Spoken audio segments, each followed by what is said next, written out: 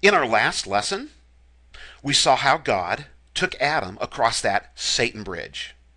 He did so right at the start, not letting Adam procrastinate, not letting mankind wait until later. He knew that Satan was already on his way, bringing his field-tested A game. God alerted Adam to be on guard. God commanded Adam. And with this command, God had armed Adam for snake in the grass. With this, Adam could defeat mankind's archenemy. Let's read Genesis chapter 3, starting in verse 1. Now the serpent was more crafty than any of the wild animals the Lord God had made. He, the serpent, said to the woman in his A-game craftiness, "Did God really say you must not eat from any tree in the garden? Did he say that?" This is Satan at his crafty A-game. It is the A-game craftiness of insinuation.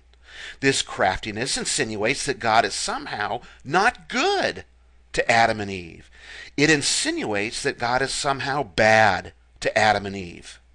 He's bad, even evil, because he's withholding something good. One has even suggested that the greatest trick the devil ever pulled was... The greatest trick the devil ever pulled was convincing the world he didn't exist. But I flat out disagree. The greatest trick the devil ever pulled was, in his A-game craftiness, getting people to actually believe that God is bad to them, that God is somehow evil to them. God, says Satan, only wanted you to know and experience good. How bad of him to not let you know and experience evil. Now, this is the very moment that God had warned them about. This is the exact situation that God had armed them for. Simply obey, and at this time in human history, simply obey God's one command, and botanical paradise of all good and no evil would not have been lost.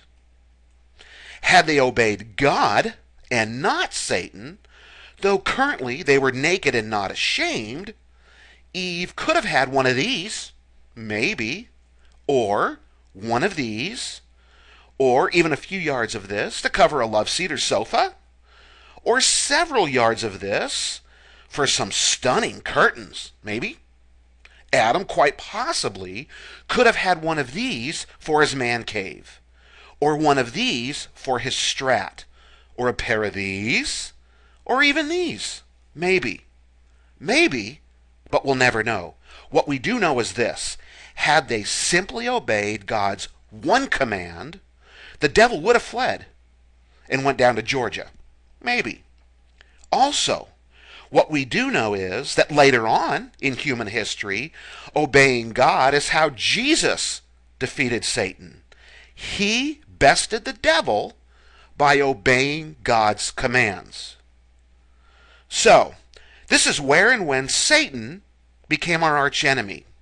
Crafty insinuation is his A-game. We already have the perfect weapon against this, but we have to choose to use it.